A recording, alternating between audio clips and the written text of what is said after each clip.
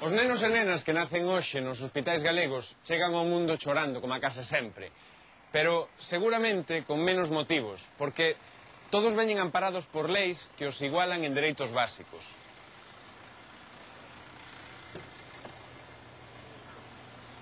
Pero, aínda que todos nazan nos mesmos hospitais, cada un é da súa casa e a súa familia vaille dar unha formación que lle vai dar ou quitar oportunidades na vida.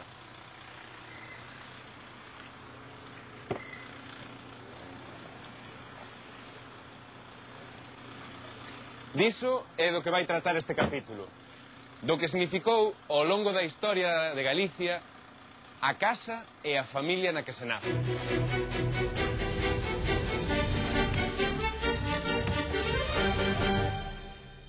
Neste capítulo de Historias de Galicia imos de falar de tres familias, unha nobre, outra fidalga e outra labrega. E tamén falaremos da casa e da familia mariñeira. Os nobres loitaron por ter poder, os fidalgos, sobre todo por aparentar que o tiñan, e os labregos e os mariñeiros loitaron por sobrevivir. Outra diferenza era que os nobres vivían en castelos, os fidalgos en pazos, e os que traballaban a terra e o mar vivían en casas. A primeira historia deste capítulo aconteceu neste castelo de Soutomaior hai 550 anos. O seu protagonista foi un home clave na historia de Galicia. Era fillo dun conde, pero o seu pai nunca o quixo recoñecer como fillo.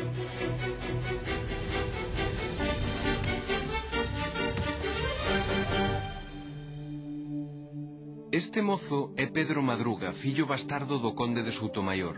O seu pai non quixo recoñecelo e por iso non poderá herdar ningún título nobiliario nin o patrimonio familiar.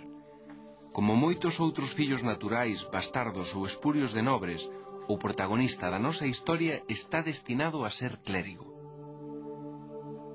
Pedro xa leva varios anos no mosteiro e esta mañá recibiu correspondencia do seu irmán, Álvaro Páez, fillo lexítimo e herdeiro da casa de Soutomaior. Nela, e con gran pesar, comunícalle a recente morte do seu pai, Fernán Yáñez de Soutomaior. A noticia alimenta a amargura de Pedro. Sábese descendente de dúas das principais familias e casas nobres de Galicia. A súa nai é da casa de Monterrei e o seu pai era Fernán Yáñez de Soutomaior, pero el non é nobre nin a priori ten posibilidades de selo. Nunca saberemos con certeza por que o pai e a nai de Pedro Madruga, sendo os dous nobres, nunca chegaron a casar. Pero sí sabemos que daquela, máis ca hoxe, o matrimonio non se rexía polo amor nin pola necesidade de recoñecer os fillos ilexítimos para convertilos en herdeiros.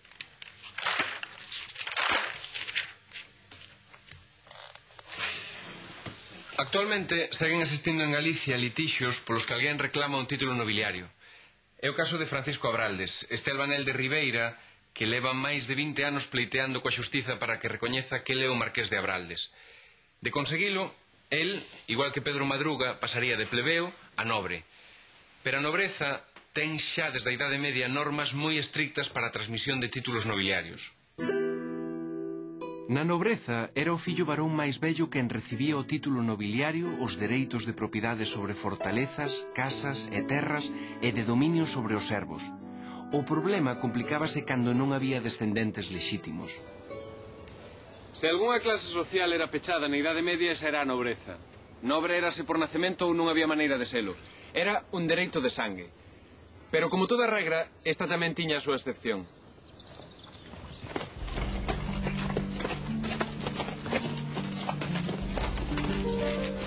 Esta mañá na cara de Pedro xa non se aprecia ningunha amargura. Segue tendo a mesma expresión de determinación, pero o seu futuro acaba de cambiar de horizonte radicalmente.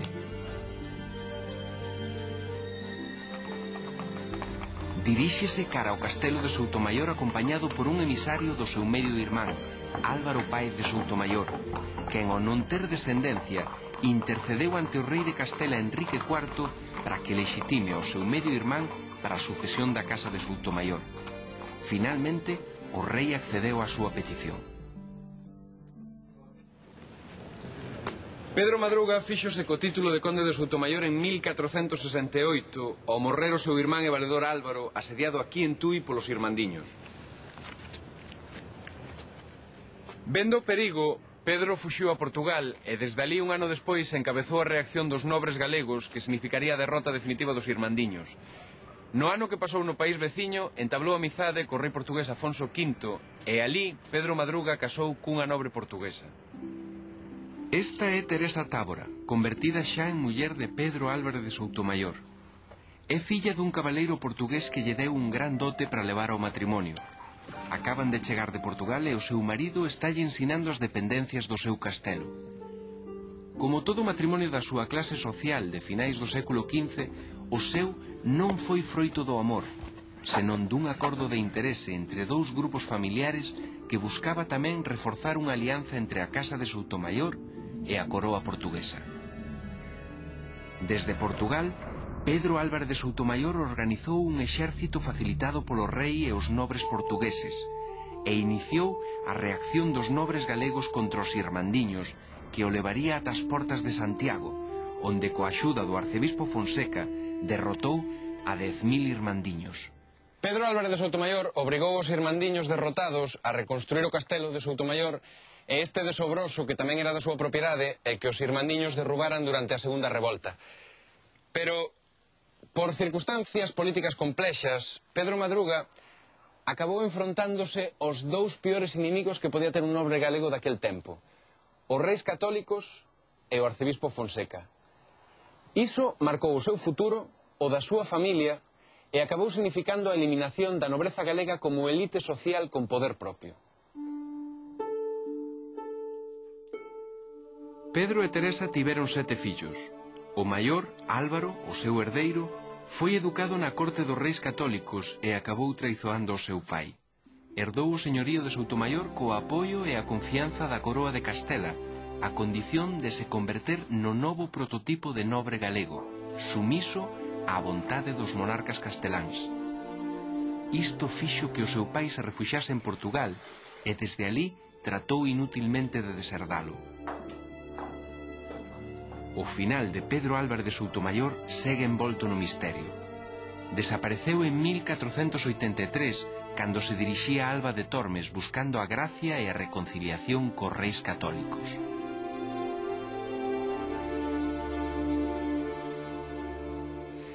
Esta é a asinatura de Pedro Álvarez de Soutomayor ou Pedro Madruga. Non sabemos o que dirán estas letras da súa personalidade, pero sí sabemos que era un home decidido e incluso cruel cos seus inimigos. Pasou á historia como Pedro Madruga porque sempre madrugaba máis cos seus inimigos para sorprendelos antes de estaren listos para a batalla. Como os demais nobres do seu tempo, tamén foi señor de moitos servos. Do traballo dos campesiños viviron desde sempre en Galicia as clases privilexiadas, a nobreza, a igrexa e desde o século XVI unha clase social nova que sempre se mirou no espello da nobreza, a fidalguía.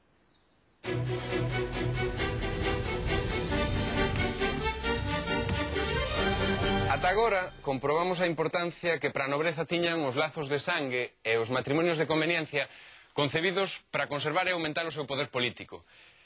E xa vimos tamén que desde finais do século XV a alta nobreza galega puxose ao servizo da coroa e marchou vivir á corte abandonando Galicia.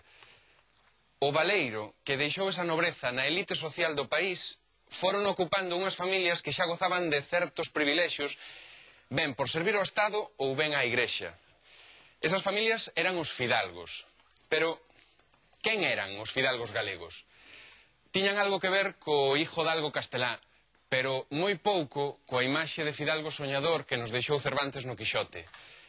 Mais ben, os fidalgos galegos soñaban con ter un título nobiliario, un pazo como este, e, sobre todo, soñaban con poder vivir de rendas.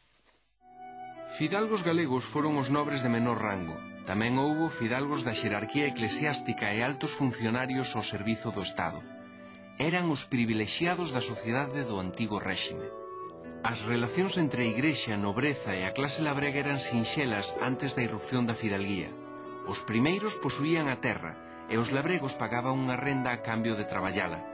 O nacemento da fidalguía cambiou sustancialmente a cuestión. A fidalguía galega era filla do sistema foral que permitía que unha mesma terra fose aforada ou arrendada por un mosteiro a un fidalgo e que este, ao día seguinte, lla puidese arrendar a varios labregos. o fidalgo exprimía os labregos para así incrementar o beneficio e poder construir grandes pazos. No século XVII, a fidalguía galega atópase xa plenamente configurada e vive a súa época de fartura. Reforma ou construe os seus pazos máis suntuosos, defende os seus privilexios e adopta unhas maneiras de vivir semellantes ás da nobreza con título. Este é o Pazo de San Damián de Bruciños, hoxe convertido nun establecemento turístico. Antes chamouse Pousa de Cacabelos e despois Pazo da Costa. O seu primeiro dono foi o cura de Abruciños. O fillo máis vello do cura chamábase Xoán Fernández de Boán e foi un fidalgo moi importante do século XVII. Chegou a ser virrei do Perú. Xoán Fernández de Boán acaba de regresar de América coa súa esposa, Damiana de Landecho, tras amasar unha fortuna como virrei de Perú. O seu capital uniulle o da súa muller, que se convertera na máis rica de Lima despois de enviuvar 2 veces e de herdar os patrimonios dos seus maridos defuntos. Hoxe é un día especial para a familia, porque Damiana acaba de recoñecer como propia a Xosefa, a filla natural que tivera Xoán antes de ser destinado a América. Declarouna herdeira universal e autorizouna para usar o seu nome e apelido. Agora chámase Xosefa Damiana de Boán e Landecho. Acaba de converterse nunha rica herdeira cunha fortuna difícil de calcular. Nalgunha das conversas que mantivo Xosefa Damiana cos seus pais nunha das estancias deste pazo, falaron da importancia de concertar un matrimonio que incrementase a riqueza e o poder social da familia. A biografía desta rica herdeira é moi interesante e os seus amoríos foron moi soados no seu tempo. Comprometerase en matrimonio con un rico indiano, pero por intereses da familia acabou casando cun curmán. Xosefa Damiana escoita os últimos consellos da súa nai antes de recibir a visita de quen vai ser o seu home, o seu curmán Pedro Fernández de Boán. Para a celebración da boda están agardando pola dispensa papal que está tramitando o embaixador en Roma, un fillo da condesa de Lemos. Xosefa Damiana acordou cos seus pais romper o compromiso de matrimonio co seu anterior prometido, Antonio del Barrio, un indiano rico que xa lle puxera casa, lle mercara coche e lle regalara 10.000 ducados en xoias e vestidos. El agora considérase burlado. Pedro Fernández de Boán ven visitar a súa curmá e prometida para dar un paseo polas inmediacións do pazo. Estáselle facendo longa a espera pola dispensa papal para poder casar. El xa se licenciara en teoloxía, pero deixou os hábitos para casar con Xosefa Damiana e converterse en señor da casa de Boán. A familia ten todo ultimado para a celebración da boda. Todos imaxinan o futuro de riqueza e esplendor que lle agarda o novo matrimonio. Todos pensan iso, menos o anterior mozo, que se considera ferido na súa honra. Algo inadmisible para que, tendo xa riqueza, aspiraba a ter recoñecemento social. Pedro Fernández de Boán e Xosefa Damiana de Boán casaron en Madrid o 8 de setembro de 1616. Tiveron 2 fillos aos que lle transmitiron as inmensas propiedades da familia. Imos ver unha delas que estaba aquí ao lado. Gracias. Hasta logo. Este é o Pazo de Boán que a parella mandou construir aquí na Praza do Ferro, en Ourense. 100 anos despois de construído, un bisneto deles tivo que vendelo para facerlle fronte ás débedas da familia. O último dos Boán morreu en 1825, solteiro, arruinado e vivindo case da caridade. Ese foi o final de moitas familias fidalgas que chegaron incluso a perder os brasóns dos seus pazos. Neste Pazo de Vigo, agora convertido en hotel, están expostos dúcias de escudos procedentes de pazos e casas señoriais galegas. Son parte do noso patrimonio histórico e simbolizan o afán de ennobrecerse das case 11.000 familias galegas que tiñan o título de fidalguía a mediados do século XVIII. Ben, xa vimos neste capítulo a historia de 2 familias con escudos. A de Pedro Madruga, que sendo fillo bastardo chegou a conde por partida dobre, e a dos Boán, que sendo fillos de curas chegaron a formar unha rica liñaxe fidalga. Pero nunha historia da casa e da familia galega non podía faltar a casa rural e a familia labrega.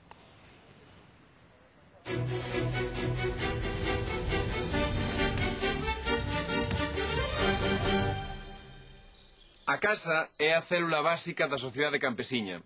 como creación cultural xenuína do pobo galego, ten un significado máis amplo que o de ser a edificación destinada á vivenda. En Galicia enténdese a casa labrega como a un conxunto formado polas edificacións, as propiedades, o gando e os membros da familia. Económicamente a casa funciona como a un centro de explotación e consumo familiar e culturalmente a casa ten un nome e unha personalidade moral. A casa non é só un refuxo contra os ataques do ambiente, tamén é o aglutinante que une entre sí os membros dunha mesma familia, que moitas veces teñen un alcume que é común a todos eles. Xa vimos que para os nobres e os fidalgos o matrimonio era unha alianza de intereses, pero casaban os labregos por amor? Depende. Miren este dibuixo de Castelao. A moza pregunta ao mozo: se fose rica, quereríasme máis? E el responde: non tiña por que quererche menos. Non sei se ela fixo ben en preguntar nada, pero imos coa terceira historia de hoxe. No Museo do Pobo Galego gárdanse útiles e documentos que son parte da historia da vida dos labregos. A nosa derradeira historia deste capítulo atopamos o rastro nunha carta guardada aquí no museo e remitida en 1978 desde Bos Aires ao matrimonio que aparece nesta fotografía. En esta carta, a filla emigrada pedíalle aos seus pais que o deixasen todo e marchasen con ela a Bos Aires, cousa que non chegarían a facer. Pero era tan importante a casa como para non deixala. Esta é a casa da herdade de Cira, máis coñecida como a Casa dos Fernández, no lugar de Irexe, parroquia de Moalde, no concello pontevedrés de Silleda. Aquí viviron e morreron as dúas persoas que aparecen na fotografía e aquí naceu a autora da carta. A primeira mención documental da Casa da Herdade de Cira data de 1687. Este é o documento de renovación do foro no que consta a descripción da casa, das propiedades e os nomes dos membros da familia. Salvo o hórreo e unha pequena ampliación de 1780, a casa mantense tal e como aparece descrita no documento. Os Fernández de Negreiros comezaron como foreiros. Isto quere dicir que, mediante arrendamento, tiñan dereito ao uso da terra e da casa, pero non á súa propiedade. Nemergantes, tras varias xeracións, como moitas familias galegas, acabarían converténdose en labregos acomodados. Isto conseguírono despois do traballo de varias xeracións e grazas a unha política familiar baseada na mellora do fillo máis vello. Isto significa que xeración tras xeración o primoxénito ia acumulando as distintas herdanzas, conseguindo deste xeito o aumento do patrimonio familiar. Ese obxectivo alcanzábase tamén mediante a celebración de matrimonios de interese para a casa, especialmente os chamados matrimonios trocados. Estaránse a preguntar que é un matrimonio trocado. Ímolo ver na derradeira historia de hoxe. Na notaría da parroquia de Rellas, o matrimonio Fernández e os seus fillos agardan a chegada da familia da Pena. Os Fernández e os da Pena xa traen acordadas todas as condicións do dobre matrimonio que vai unir as dúas familias.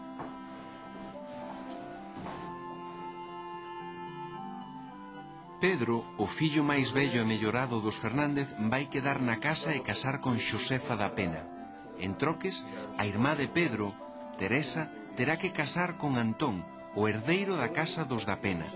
Se un dos matrimonios non chegase a celebrarse, tampouco tería validez o outro. As dúas casas teñen un patrimonio semellante e por iso as condicións son as mesmas para os dous matrimonios. Serán usufructuarios de todos os bens das casas nas que van vivir. A cambio, deberán coidar e alimentar os pais de cada unha das familias. E ningún dos fillos mellorados poderá botar da casa aos demais irmáns solteiros ata que casen ou decidan irse. Ademais, deberán reservar un cuarto para os irmáns que estén estudando para curas tanto na familia dos Fernández como na da Pena. Conforme este contrato de matrimonio entre os irmáns Fernández e os da Pena e outros documentos atopados no faiado desta casa, sabemos que a estrutura familiar dos Fernández de Negreiros se repetiu durante xeracións desde o século XVI ata comezos do século XX. O fillo máis vello era mellorado, e o segundo estudaba para cura e tiña reservado para sí, conforme consta neste documento, este cuarto na casa. Pero, por que estudaban para curas os segundóns nunha familia de labregos foreiros? Hoxe é día de celebración na casa dos Fernández. Xosé, o irmá que estaba estudando no seminario, acaba de ordenarse cura e vai ser destinado á parroquia de Moalde. Isto é unha gran noticia para toda a familia, porque significa que os 9 ferrados de centeo e os 2 capóns cebados que a familia lle tería que pagar á igrexa como renda anual polas terras van quedar anulados na práctica. Como compensación, a familia comprométese a alimentar ao irmá cura e a terlle un cuarto á súa disposición. Tamén ten que alimentarlle o cabalo e reservarlle unha corte. O final da historia da familia Fernández e da Casa de Herdade de Cira foi o mesmo co de moitas familias e casas labregas galegas. Quedou deshabitada nas derradeiras décadas do século XX. Neste caso, a única filla do matrimonio da foto que viamos no Museo do Pobo Galego é unha señora maior que vive en Bos Aires. Os seus pais morreron aquí nos anos 80 e o actual dono é un profesor alcarreño que, despois de impartir clases durante 40 anos nunha universidade estadounidense, buscaba un sitio tranquilo para estudar e para escribir. Xa vimos que nas casas nobres galegas, nas fidalgas e nas labregas, vivían familias moi extensas que tiñan como obxectivo primordial aumentar o prestixio e o patrimonio da casa e transmitirlo a un herdeiro ou un morgado. Se comparamos o caso da Casa Mariñeira e da Casa Labrega, vemos que estamos ante dous mundos ben distintos. A familia Mariñeira tiña un pouco de terra e un moito de mar.